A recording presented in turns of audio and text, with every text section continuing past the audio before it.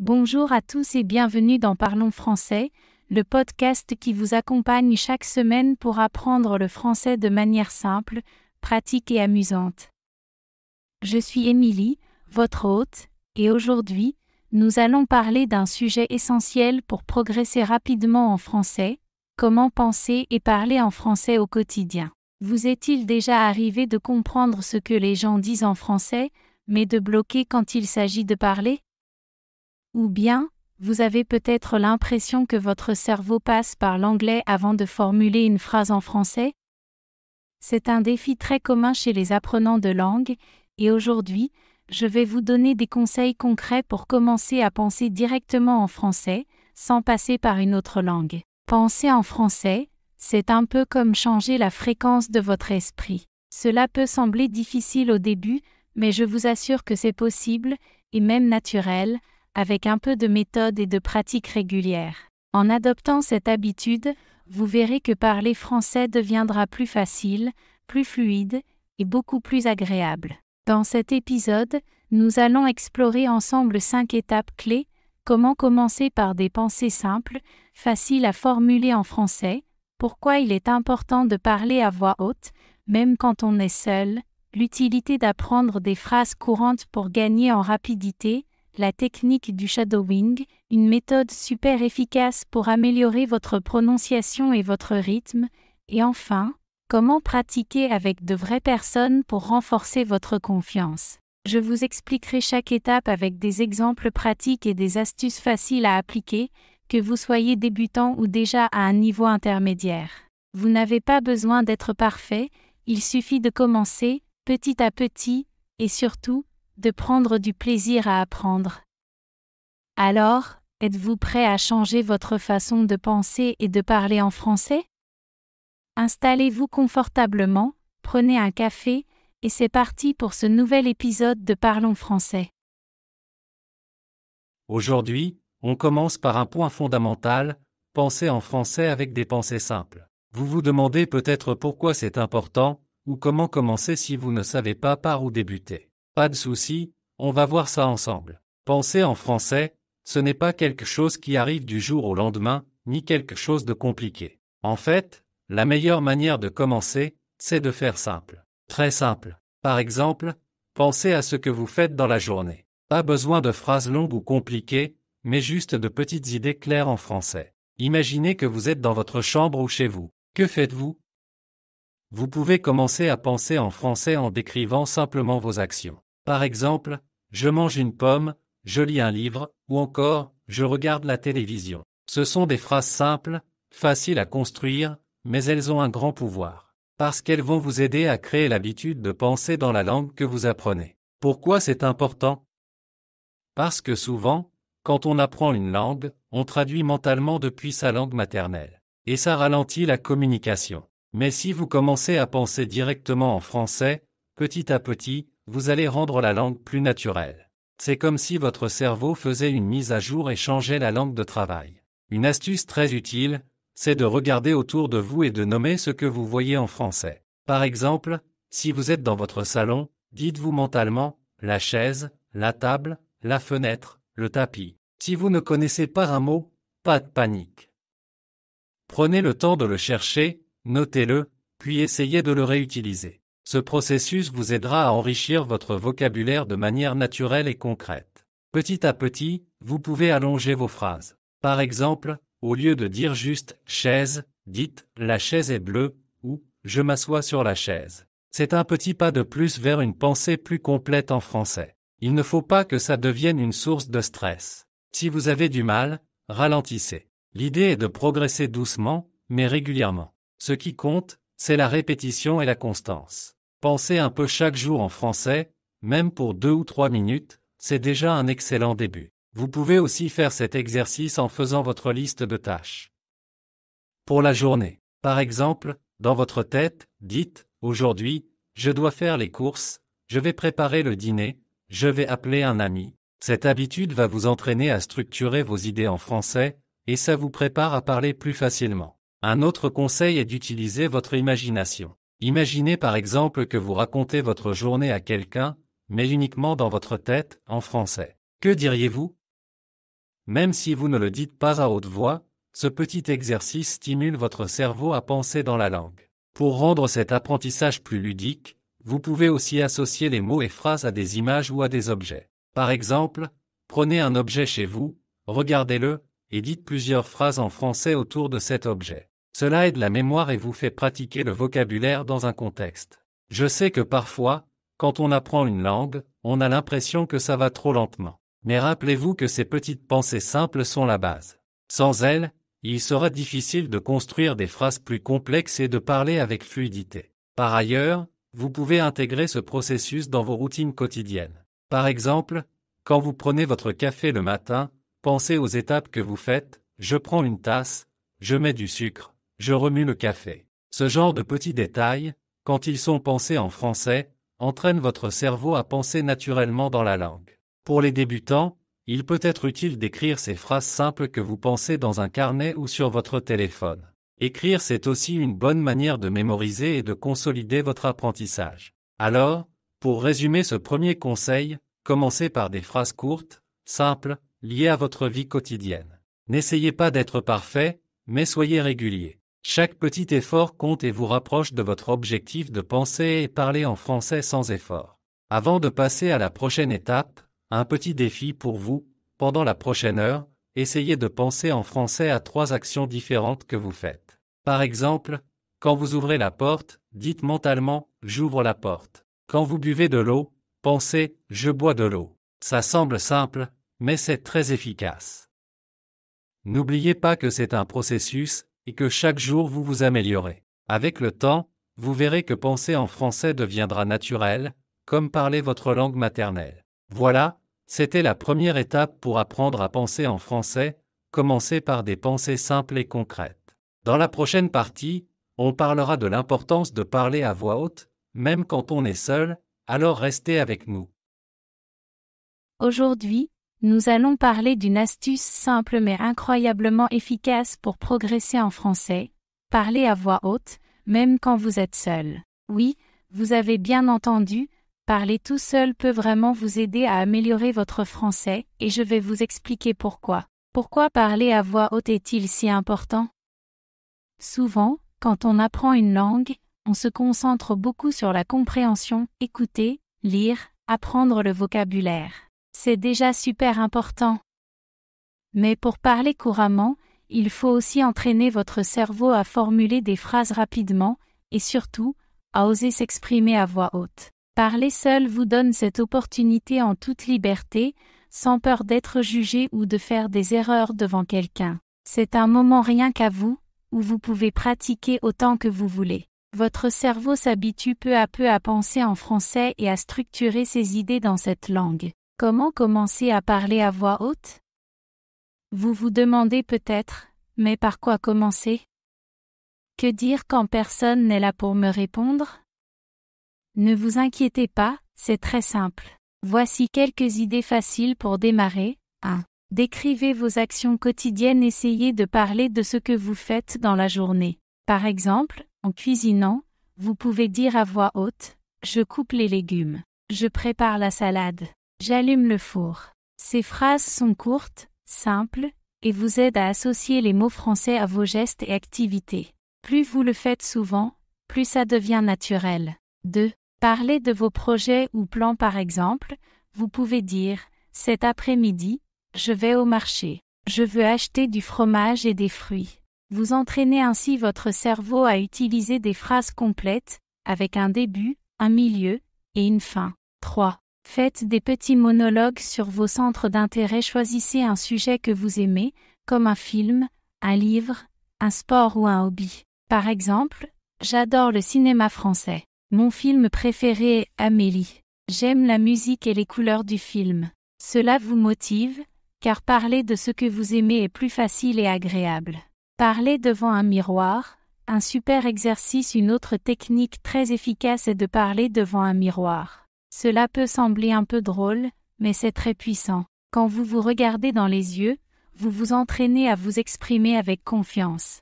Vous pouvez faire comme si vous vous présentiez à quelqu'un. « Bonjour, je m'appelle Émilie. Je suis en train d'apprendre le français. J'aime parler avec des amis et découvrir la culture française.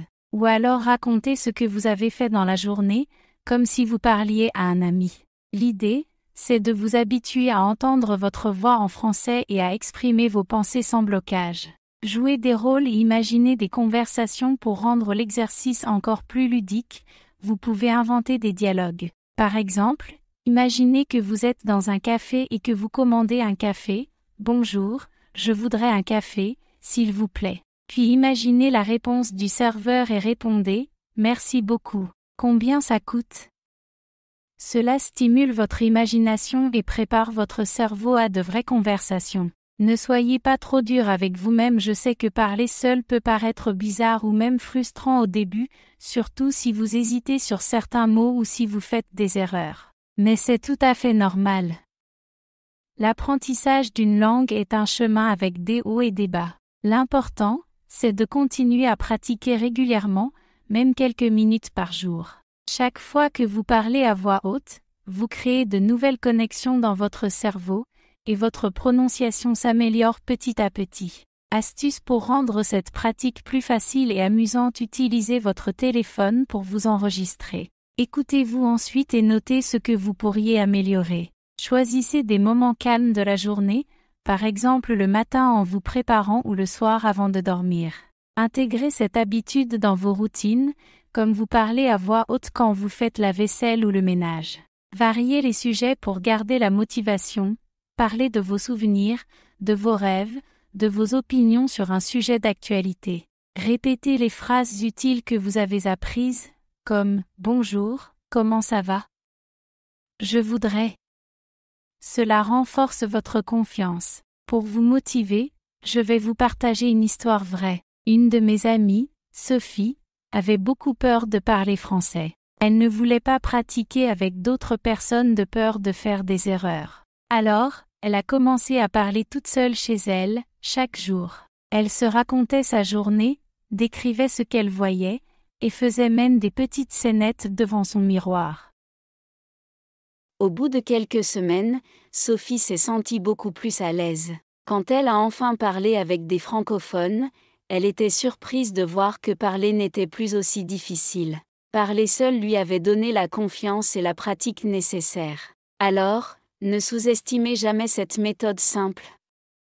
En résumé, parler à voix haute, même quand on est seul, est un exercice puissant pour habituer votre cerveau à penser et formuler des phrases en français, améliorer votre prononciation et fluidité, gagner en confiance avant de parler avec d'autres, intégrer le français dans votre quotidien de façon naturelle. Merci à tous d'avoir écouté cette partie du podcast. J'espère que ces conseils vous aideront à oser parler plus souvent, même si vous êtes seul. N'oubliez pas que la régularité et la patience sont vos meilleurs alliés. Alors, lancez-vous dès aujourd'hui, et dites-vous que chaque mot prononcé vous rapproche un peu plus de votre objectif. À très vite pour la suite de notre podcast, où nous découvrirons d'autres astuces pour penser et parler en français facilement. Prenez soin de vous, parlez beaucoup à voix haute. Aujourd'hui, on va parler d'un sujet vraiment important pour tous ceux qui apprennent le français, les phrases courantes. Pourquoi est-ce si utile d'apprendre ces phrases ? Eh bien, imaginez que vous soyez dans un café à Paris, et quelqu'un vous demande ce que vous voulez commander. Si vous avez quelques phrases toutes prêtes en tête, vous pourrez répondre rapidement, sans avoir à réfléchir à chaque mot. Ça rend les conversations beaucoup plus fluides, et ça réduit le stress de ne pas savoir quoi dire. Alors, dans cet épisode, je vais vous expliquer pourquoi apprendre des phrases courantes est une super stratégie pour parler français plus facilement, puis je partagerai avec vous plusieurs exemples de phrases à connaître absolument, et enfin, je vous donnerai des astuces pour les apprendre et les utiliser au quotidien. Pourquoi apprendre des phrases courantes ?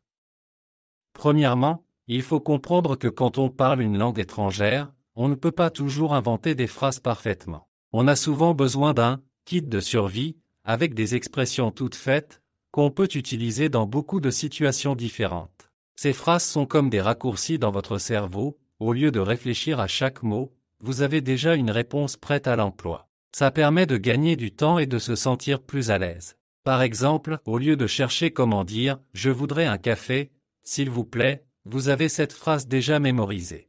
Du coup, vous êtes capable de la sortir sans hésitation. C'est beaucoup plus efficace que d'essayer de construire une phrase compliquée à chaque fois. En plus, ces phrases courantes sont souvent celles que les francophones utilisent vraiment. Apprendre ces expressions vous permet donc de mieux comprendre les conversations et de parler comme un natif, pas seulement d'avoir un vocabulaire théorique. Quelques phrases courantes à connaître. Passons maintenant à des exemples concrets. Voici des phrases que vous pouvez utiliser dans votre vie quotidienne.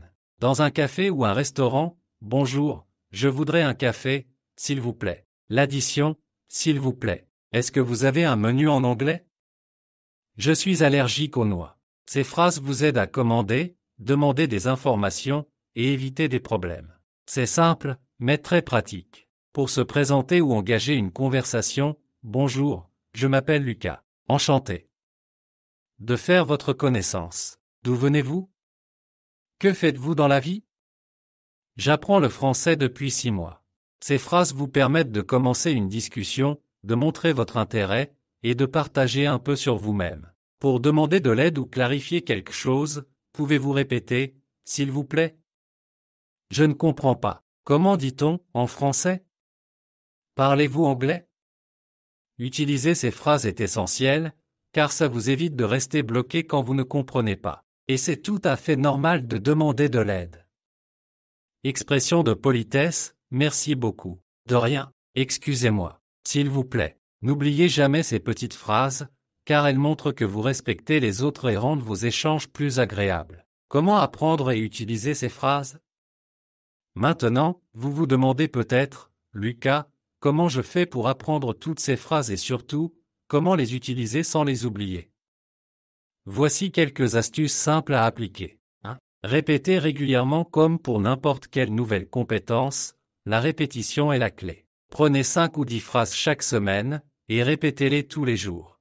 Vous pouvez les écrire, les dire à voix haute, ou même les enregistrer et les écouter. 2. Utilisez-les dans des situations réelles. La meilleure façon de mémoriser, c'est d'utiliser ces phrases dans la vraie vie. Par exemple, si vous allez dans un café, essayez d'utiliser au moins une phrase en français. Si vous parlez avec un ami francophone, glissez quelques-unes de ces phrases dans la conversation. Plus vous les utilisez, plus elles deviennent naturelles. 3. Personnalisez-les. Ne vous contentez pas d'apprendre les phrases par cœur. Essayez de les adapter à votre propre situation. Par exemple, au lieu de dire juste « Je m'appelle Lucas », vous pouvez dire « Je m'appelle Lucas et j'adore le football ». Ça rend votre apprentissage plus vivant et plus intéressant. 4. Apprenez par thème pour ne pas être submergé. Organisez vos phrases par thème, phrases pour commander au restaurant, pour demander son chemin, pour parler de soi, etc. Cela vous aidera à mieux vous souvenir et à les retrouver plus facilement quand vous en aurez besoin. 5. Faites des fiches ou utilisez une application. Les fiches papier ou les applications comme Anki ou Quizlet peuvent être très utiles pour revoir vos phrases. Vous pouvez ajouter des exemples, des images, ou même des enregistrements audio. Un petit défi pour vous. Pour finir cette partie, je vous lance un petit défi. Cette semaine, choisissez 5 phrases courantes parmi celles que je vous ai données. Chaque jour, essayez de les dire à voix haute, ou mieux, de les utiliser dans une vraie conversation ou un exercice. Observez comment vous vous sentez plus à l'aise chaque jour. Et surtout, ne soyez pas trop dur avec vous-même. Apprendre une langue, ce n'est pas seulement mémoriser des phrases, c'est aussi prendre du plaisir à communiquer, à découvrir une nouvelle culture, et à se faire des amis. Alors voilà, apprendre et utiliser des phrases courantes, c'est vraiment une stratégie gagnante pour avancer en français. Ça vous permet d'avoir des bases solides, de gagner en confiance, et de rendre vos conversations plus naturelles. N'oubliez pas, la clé, c'est la pratique régulière et de ne pas avoir peur de se tromper. Continuez à écouter, parler, répéter, et vous verrez rapidement vos progrès. Aujourd'hui, je vais vous parler d'une technique vraiment puissante qui peut transformer votre manière d'apprendre le français, la technique du shadowing. Peut-être que ce mot vous semble un peu mystérieux, ou un peu intimidant, mais ne vous inquiétez pas, je vais tout vous expliquer simplement, et vous verrez que c'est une méthode à la fois ludique et très efficace. Alors, qu'est-ce que le shadowing exactement? En français, on pourrait dire « faire de l'ombre », mais ce n'est pas une ombre comme une ombre qui suit votre corps. Non, ici, cela signifie écouter une phrase, ou un court passage en français, puis le répétez immédiatement, presque en même temps que la personne qui parle, comme si vous étiez son ombre. Imaginez que vous écoutez un locuteur natif dire une phrase, et que vous essayez de la répéter tout de suite, en copiant sa prononciation, son intonation, son rythme, et même ses émotions. C'est ça, le shadowing. Pourquoi utiliser le shadowing?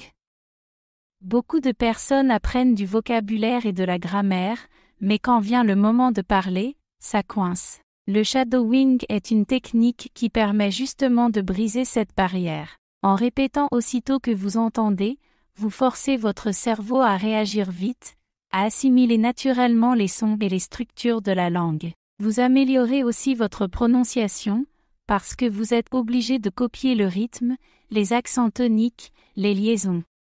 Ce qui est souvent difficile à maîtriser quand on apprend seul. Cette méthode vous rapproche beaucoup plus du français tel qu'il est réellement parlé. Ce n'est pas seulement apprendre des mots, c'est apprendre à parler comme un vrai français. Comment pratiquer le shadowing efficacement?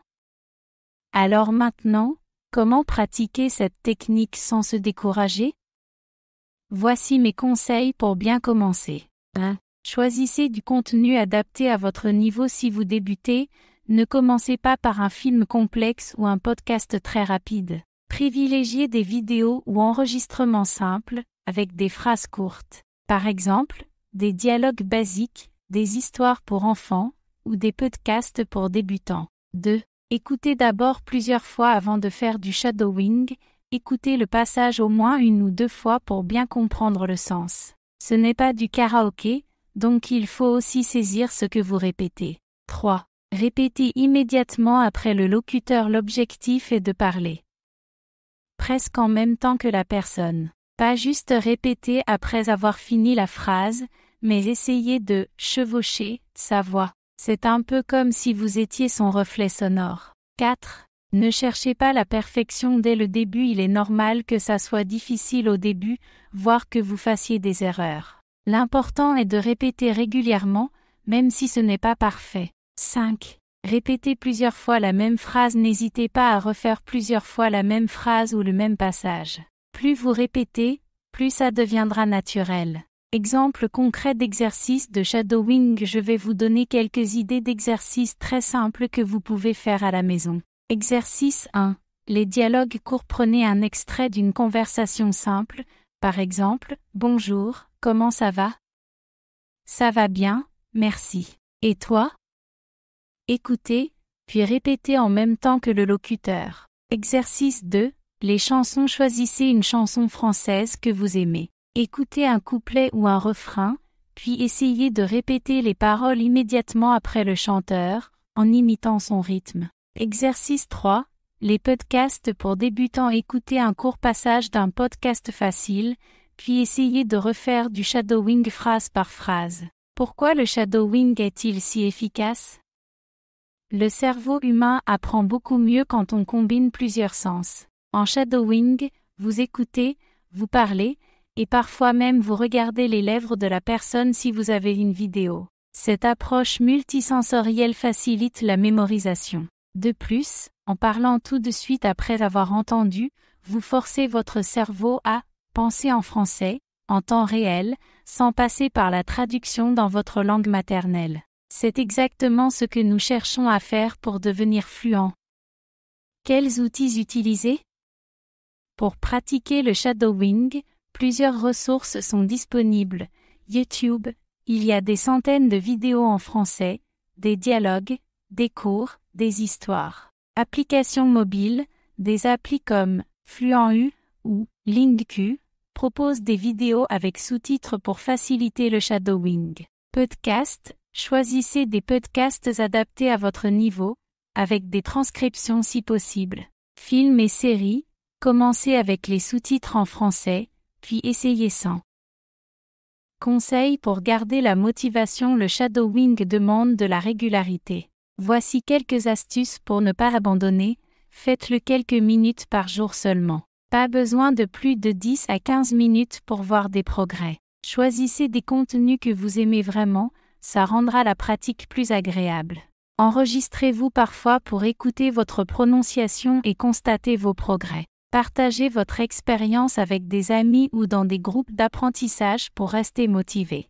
Résumé rapide pour résumer, la technique du shadowing consiste à écouter un locuteur natif en français répéter immédiatement ce qu'il dit, en imitant prononciation et rythme, pratiquer régulièrement avec des contenus adaptés à votre niveau, ne pas chercher la perfection, mais la progression constante. Cette méthode vous aide à penser directement en français, à améliorer votre prononciation et à parler plus naturellement. C'est un excellent outil à intégrer dans votre routine d'apprentissage. Conclusion, voilà pour cette partie dédiée au shadowing. J'espère que vous êtes motivé pour essayer cette technique. C'est un peu surprenant au début, mais très vite vous verrez que cela vous rapproche vraiment de la langue française vivante. Dans le prochain épisode, nous parlerons d'une autre astuce importante pour penser et parler en français, alors restez à l'écoute.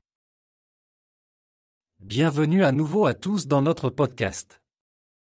Aujourd'hui, on va parler d'une étape cruciale pour penser et parler en français, parler avec de vraies personnes. Oui, c'est peut-être un peu intimidant au début, mais c'est vraiment la clé pour progresser rapidement et naturellement. Alors, restez avec moi, on va voir ensemble pourquoi c'est si important et surtout comment s'y prendre. Beaucoup de personnes apprenant le français passent beaucoup de temps à étudier seules, à lire des livres, à écouter des podcasts, ou à faire des exercices. C'est très bien, mais sans interaction réelle, c'est difficile de se sentir à l'aise pour parler. Parler avec quelqu'un, ça demande d'écouter, de répondre, d'improviser parfois, c'est un vrai défi. Mais c'est aussi ce qui rend l'apprentissage vivant et efficace. Pourquoi parler avec des vrais interlocuteurs est-il essentiel? D'abord, parce que le français que vous entendez dans les cours ou dans les livres n'est souvent pas exactement celui que les gens utilisent au quotidien. En conversant avec des francophones ou d'autres apprenants, vous découvrez les expressions courantes, le rythme naturel, les petits mots qu'on utilise vraiment. Vous voyez aussi comment adapter votre français selon la situation, le ton, la personne en face. Ensuite, c'est un excellent moyen de dépasser la peur et le stress. Quand on parle seul, on peut répéter, corriger, reprendre. Mais en vrai dialogue, il faut réagir rapidement, c'est un vrai entraînement pour votre cerveau et vos réflexes. Avec le temps, vous gagnez en confiance et vous vous rendez compte que faire des erreurs, c'est normal et que les gens apprécient votre effort. Mais comment trouver ces vraies personnes avec qui parler? Ne vous inquiétez pas, il y a plein d'options, même si vous n'habitez pas dans un pays francophone. Les amis et la famille, si vous avez des amis ou des membres de votre famille qui parlent français, demandez-leur de pratiquer avec vous régulièrement. Ça peut être juste un petit échange de 10 minutes chaque jour. L'important, c'est la régularité. Les clubs de langue et associations culturelles dans beaucoup de villes, il existe des groupes ou clubs qui organisent des rencontres pour pratiquer le français. C'est souvent convivial, sans pression, et vous pouvez rencontrer des gens de tout niveau. Renseignez-vous sur les événements dans votre région. Les plateformes en ligne si vous ne trouvez pas de personnes proches, Internet est une vraie mine d'or. Il existe des sites et applications comme Tandem, HelloTalk, Speaky, où vous pouvez trouver des partenaires de langue du monde entier. Vous pouvez faire des échanges, vous aider quelqu'un en anglais ou dans votre langue, et cette personne vous aide en français. Les cours de conversation, certaines écoles de langue ou associations proposent des cours spécialement dédiés à la conversation. Cela peut être en présentiel ou en ligne. Ces cours sont souvent plus détendus, centrés sur la communication réelle plutôt que la grammaire. Quelques conseils pour bien profiter de ces échanges: ne cherchez pas la perfection, l'objectif est de communiquer, pas d'être parfait. Les erreurs font partie du processus. Au lieu de bloquer, continuez à parler. Si vous ne connaissez pas un mot, essayez de le décrire ou demandez-le. Préparez quelques sujets simples pour ne pas rester sans savoir quoi dire. Préparez à l'avance quelques thèmes, votre travail, vos hobbies, votre famille, la météo, vos projets. Cela facilite le démarrage. Posez des questions, une conversation est un échange.